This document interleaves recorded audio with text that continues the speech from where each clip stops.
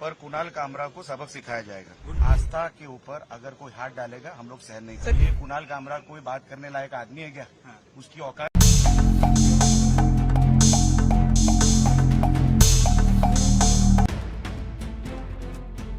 ह्याच्या अगोदर मी कसलाही शो बघितला नव्हता किंवा तशी काही ओळख पण नव्हती जी काय आपल्याला आपण जे बघतो ते टीव्हीवर। पण कालपासून मी जे त्याचं कंटेंट बघतोय तो आपल्या देशावर, गरोदर महिलांवर, बीफ खाण्यावर, अशा सगळ्या गोष्टींवर म्हणजे नको त्या गोष्टींवर हा विकृत माणूस हा बोलत असतो। मला असं वाटतं की ही जी कीड आपण पाळतोय ना महाराष्ट्रामध्ये, ह्यांना कुठेतरी थांबवलं पाहिजे। तुम्ही कॉमेडी करा ना, तुझ्या कॉमेडीला कोण इकडे भीक घालतो, पण तू आमच्या आस्थेवर बोललास, आमच्या नेत्यांवर बोललास आणि ज्या भाषेत तू बोलायला पाहिजे ना ते गपचूप तुझ्या त्या चौकटीमध्ये बोलायचं, नको ती भाषा वापरायची नाही, नको ते शब्द वापरायचे नाही। आणि म्हणून मी सांगितलं जिथे दिसेल तिथे त्याला फटके घालणार। या सगळ्या प्रकरणानंतर स्टुडिओ जे त्या पद्धतीने तोडला त्याच्यावर आता म्हटलं जाते की त्याला देश सोडावं लागेल। ही काय साधी सोपी गोष्ट ना, आम्ही काय सोडणार नाही, अशा कुठल्या गोष्टी सहन केल्या जाणार नाही। आदित्य ठाकरेंनी समर्थनार्थ ट्विट त्याच्या केले आदित्य ठाकरे तो त्याचाच फंटर आहे तो। हे असे बीफ खाणारे, पार्ट्यांना प्रमोट करणारे हे असेच तर आदित्य ठाकरेला लागतात। त्याच्या पलीकडे आदित्य ठाकरेचे विचार काय? हे असे कुठल्याही गोष्टीवर प्रमोट करणारे कंटेंट बनवायचं चांगला बनवा ना। संविधानाचा फोटो त्याने ट्विट केला। 2 दिवस आता विधानसभेमध्ये संविधानावर चर्चा आहे आणि दुसरीकडे अशा पद्धतीने घटना घडते आणि संविधानाच्या ही केस संविधानाप्रमाणे डिफॉमेशनची होते, ते त्याला मान्य आहे का? आणि त्याला आम्ही काय उत्तर देऊ? त्यांनी पहिली माफी मागावी आणि त्याच्यावरती FIR जी काय त्याच्यावर केस होईल ते आम्ही आता पोलिसांकडे जे काय आम्ही मागणी करतो ती करतो। विरोधकांचं म्हणणं आहे की कुठेतरी तोडफोड करून सत्तेत असलेलाच पक्ष जो आहे तो गुमराह होतोय। अरे बाबा, तू आमच्या आस्थेवर हात घालणार तर आम्ही तुला सोडणार का? कोण आहेस तू? काय संबंध तुझा? अच्छा, तू तुझ्या चौकटीत राहून कॉमेडी कर ना, तुला कोण नाही म्हणतोय, पण तू आमच्या आस्थेवर हात टाकलायस, लक्षात ठेव, तुला काय सोडत नाही आम्ही। हिंदी में जाना चाहिए, जिस तरह कुणाल कामरा ने जिस तरह स्टेटमेंट दिया है सवाल समझ नहीं आएगा सर। कुणाल कामरा ने कॉमेडी शिवसेना ने तोड़फोड़ की, इसे किस तरह से देखते? सत्ता पक्ष में रहकर क्या दूसरा पर्याय नहीं था तोड़फोड़? कुणाल कामरा का आप कंटेंट देखिए, वो आदमी जो कंटेंट बनाता है आज तक कुछ हुआ क्या? वो इतना गंदे लेवल पे जाके, नीच लेवल पे जाके वो कंटेंट बनाता है, देश के खिलाफ वाला कंटेंट बनाता है, प्रेग्नेंट औरतों के ऊपर कंटेंट बनाता है, बीफ खाने को प्रमोट, नाइट लाइफ को प्रमोट। ये क्या पाल रहे हम लोग देश में? अच्छा, तू कर, तेरे हिसाब से तेरे कॉमेडी के जो ब्रैकेट में बैठता है वो तू कर, तेरे को कौन मना कर रहा है? पर तू हमारे आस्था पे जाएगा, हमारे लीडरों पे बात करेगा, वो भी फालतू कोई जो कुछ बोला इसने उसको नहीं सहन करेंगे हम लोग, कोई एंगल से नहीं सहन करेंगे। उसको मैंने ट्वीट के माध्यम से आज बोला है, दिखेगा वहां पे, इसको फटके डालेंगे हम लोग, इसको छोड़ेंगे नहीं। आदित्य ठाकरे और संजय राउत ने जिस तरह समर्थन किया ट्वीट करके क्या कहना चाहिए? ये बीफ को प्रमोट करने वाले, ये नाइट लाइफ को प्रमोट करने वाले ऐसे लोग तो वो आदित्य ठाकरे को लगते हैं। ये जो उसको और दूसरा कौन लगता है?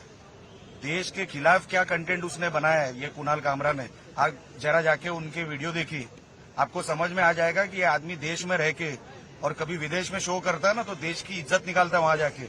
ऐसे लोगों को प्रमोट कर रहा है क्या आदित्य ठाकरे? इसके पीछे क्या आदित्य ठाकरे हैं? जैसे दिशा सालियन का मामला आया, उसको साइडलाइन करने के लिए ये देखिए, हो सकता है उसको अपना झांकने के लिए वो कुछ भी कर सकता है, पर कुणाल कामरा को सबक सिखाया जाएगा। गुंडा राज हो गया है कहते हैं महाराष्ट्र में संजय राउत। इसमें गुंडा राज कहाँ से आया? गुंडा राज कहाँ से आया? 2.5 साल की उनकी सत्ता देखी, पिछले मतलब जो ये 2.5 साल के पहले थी।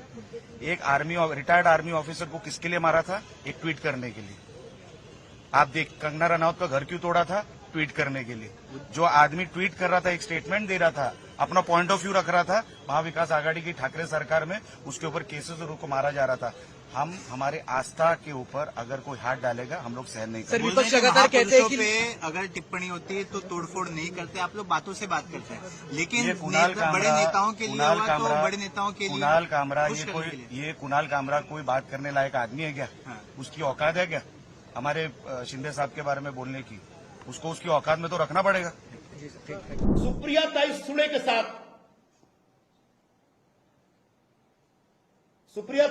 के साथ कुणाल कामरा, तो ये पूरे कांग्रेस के इकोसिस्टम का एक तथाकथित व्यंग्यकार है जो ढूंढ ढूंढ के हमारे ऊपर हमले करता है। प्रधानमंत्री नरेंद्र मोदी जी के ऊपर भी हमले कर चुका है कई बार व्यंग्य के नाम पर। गृह मंत्री श्री अमित शाह के ऊपर कई बार हमले कर चुका है व्यंग्य के नाम पर। अब वो हमारे एनडीए के अलग नेताओं के ऊपर टारगेट बना। तो ऐसे सुपारीबाज और कांग्रेस और इंडिया आघाड़ी के दलाल व्यंग्यकार के खिलाफ शिवसैनिकों के मन में भयंकर गुस्सा पैदा हुआ है और उस गुस्सा का प्रदर्शन आपने कल देखा होगा। अगर कुणाल कामरा ने व्यंग्य के नाम पे जो एकदम नीचे स्तर की टिप्पणी की उसको वापस नहीं लिया तो शिवसेना का यह अभियान चालू रहेगा। कामरा को छोड़ा नहीं जाएगा, कामरा को माफी मांगनी पड़ेगी। कामरा चाहे तो इस तरह के घटिया पैरोडी बनाते रहें व्यंग्य के नाम पर, हमें कोई ऐतराज नहीं है, लेकिन किसी संवैधानिक पद पर बैठे हुए किसी व्यक्ति को अगर गद्दार कहेंगे तो उनको माफ नहीं किया जा सकता। फ्रीडम ऑफ स्पीच हमें पता है, संविधान में इसका प्रावधान है, इसका सम्मान करते हैं, लेकिन अगर फ्रीडम ऑफ स्पीच ने आपको एक अधिकार दे रखा है कि आप किसी के ऊपर किसी भी लेवल की टिप्पणी कर सकते हैं, तो हमारे पास भी एक फ्रीडम ऑफ स्पीच है। हम उसका जवाब देने के लिए स्वतंत्र हैं और अधिकृत हैं, और इसी संविधान ने हमें भी अधिकार दे रखा है।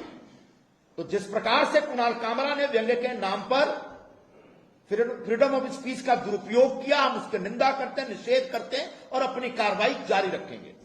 उनको ढूंढा जा रहा है, मुंबई में नहीं मिल रहे हैं, संभवतः छोड़ के भाग गए या मातोश्री में छुपे होंगे। इससे पहले भी एक जानकारी आपके साथ शेयर करता हूं, 5-6 साल पहले भी जब वो मुंबई में रहते थे कामरा जी, तब मदर टेरेसा के ऊपर, क्रिश्चियंस के ऊपर, सिखों के ऊपर इसी प्रकार की आपत्तिजनक टिप्पणी करते थे जो कि फ्रीडम ऑफ स्पीच का दुरुपयोग था। तब इन पर इतना जोरदार कार्रवाई हो रही थी कि इन्होंने अपने ट्विटर अकाउंट बंद कर दिए और मुंबई का घर बेचकर भाग गए। आज वो गुड़गांव रहते हैं, संभवतः गुड़गांव में भी कभी भी उनको ढूंढा जा सकता है और वो कार्यक्रम किया जा सकता है। हम बस इतना ही कहेंगे कि हम उस लेवल पर नहीं उतरना चाहते।